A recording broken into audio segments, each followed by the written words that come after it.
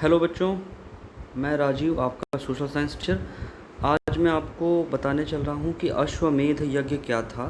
तो आज हम देखने वाले हैं अश्वमेध यज्ञ। ठीक है, अश्वमेध, इसको इस तरह भी लिखा हो जाएगा, अश्वमेध। तो आइए शुरू करते हैं, देखते हैं कि इसमें और क्या क्या ज़रूरी चीज़ें हैं। तो अश्वमेध यज्ञ में आप देख सकते हैं कि क्या क्या इम्पोर्टेंट चीज़ें होती थी। सबसे ज़रूरी एक अश्व यानी कि घोड़ा होता था, और उस घोड़े को एक राजा छोड़ देता था कि वो किसी के दूसरे साम्राज्य में भी, आसपास के एरिया में भी जाकर घूम सकता था, यानी कहीं भी रोम कर सकता था। रोमिंग के लिए फ्री था। रोम मीन्स घूमना। So that horse was free to roam anywhere the places which were related to the particular kingdom or any associated places। यानी राजा का खुद का किंगडम और साथ साथ राजा के किंगडम के बाहर भी ये हॉर्स यानी कि ये घोड़ा घूमने के लिए फ्री था। इस घोड़े को छोड़ने के पहले इसके लिए थोड़ी पूजा वगैरह की जाती थी, और पूजा करने के बाद इसको अश्व को छोड़ दिया जाता था फ्री होकर घूमने के लिए। जब ये अश्व यानी घोड़ा ये आसपास के साम्राज्यों में जाता था, जैसे कि मान लो ये यहाँ गया इस एरिया में, यहाँ के जो भी राजा हैं उस राजा ने इस घोड़े को यहाँ कहा कि ठीक है, आप मेरे एरिया से जा सकते हैं। घोड़ा ऐसे घूमते हुए चला गया। इसका मतलब ये हुआ कि इस राजा ने इन राजा की बात को माना और इनकी प्रभुता को स्वीकार किया। यानी कि इसका मतलब ये हुआ कि ये वाला राजा, ये जो यहाँ पे है, इसने अपना सुपीरियर राजा इसको मान लिया। ये कहानी होती थी। यानी कि दूसरा राजा अगर किसी भी हॉर्स को, किसी भी घोड़े को अपने साम्राज्य से, अपने किंगडम से जाने देने की इजाज़त दे देता था, तो माना जाता था कि पहले वाला राजा ज़्यादा पावरफुल है जिसने अश्व को छोड़ा हुआ है। और दूसरी कहानी, अगर मान लो यहाँ इस पहाड़ पे रहने वाला राजा, इस एरिया का राजा, वो नहीं चाहता था कि वो इनको जाने दे, इस हॉर्स को यहाँ से जाने दे, तो क्या करता था, ये मान लो इसने इस घोड़े को रोक लिया। अगर जो इस घोड़े को रोकता था उसका युद्ध इस वाले राजा के साथ होता था जिसने इस हॉर्स को छोड़ा हुआ है।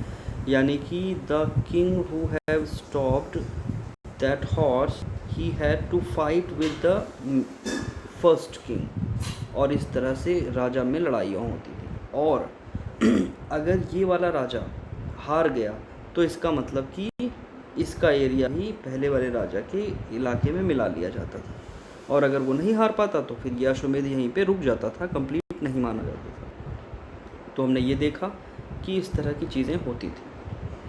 अब ये जो हॉर्स है ये कहीं भी जाने के लिए फ्री था, ये आप देख सकते हैं, दूसरे साम्राज्य में भी जाता था। इसके लिए पूजा भी होती थी और इसको छोड़ा गया था ताकि वो दिखाए। तो अगर ये पूरा का पूरा इस तरह से कंप्लीट करके वापस आए तो ऐसे राजा को चक्रवर्ती राजा भी बोला जाता था। ठीक है, चक्रवर्ती। ठीक, और इसको हम राजाओं का राजा भी बोल सकते हैं, जिसको महाराज बोला जाता है। ठीक, इस तरह के कई शब्द आप सुनने को मिलेंगे, राजा के भी राजा। ठीक है, राजाधिराज, इस तरह भी नाम आएंगे। तो अभी आपको सिर्फ इतना देखना था कि एक अश्व है जिसको छोड़ा गया, जिस राजा ने छोड़ा इसको वो पावरफुल माना गया, और अगर इसने अश्वमेध की प्रक्रिया पूरी कर ली, इस प्रोसेस को कंप्लीट कर लिया, तो ये राजा और पावरफुल बन जाता था। ठीक है, अगर आपने कहानियाँ देखी हों, मूवीज़ देखी हों, तो रामायण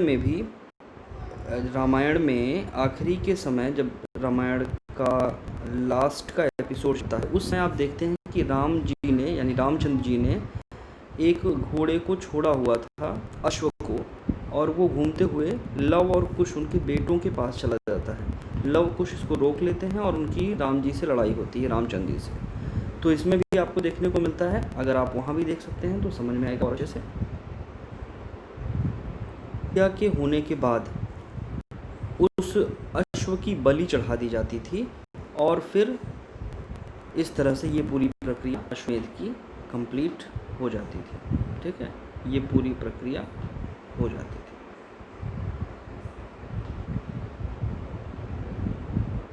देख रहे हैं कि ये एक युद्ध के दृश्य को दिखाया गया है, वॉर के सीन को, जिसमें एक पर्सन ये जो रथ को चला रहे हैं, तो जो इंसान रथ को चलाता था वो कहलाता था सारथी। ठीक है, जो कि कृष्ण जी बने हुए थे। ठीक, और जो इंसान यहाँ पर बैठा हुआ था वो अक्सर राजा होता था। तो राजा यहाँ रथ के पीछे बैठता था, जो धनुष या तीर के साथ बैठता था, और ये सारथी चलाते थे। ठीक है, तो इनको हम बोलते थे चैरियटियर। ठीक, जो चलाते हैं चैरियट को। चैरियट का मतलब होता है रथ, तो इस पूरे को हम बोलते थे रथ, यानी कि चैरियट, यहाँ से लेकर यहाँ तक। और जो चलाता था उसको चैरियटियर बोलते थे, जो रथ को चलाता था। ठीक, अभी के लिए इतना ही मैं बताऊंगा। आगे हम लोग फिर मिलेंगे कुछ नई चीज़ों के साथ। तब तक के लिए अपना ख्याल रखिए। धन्यवाद।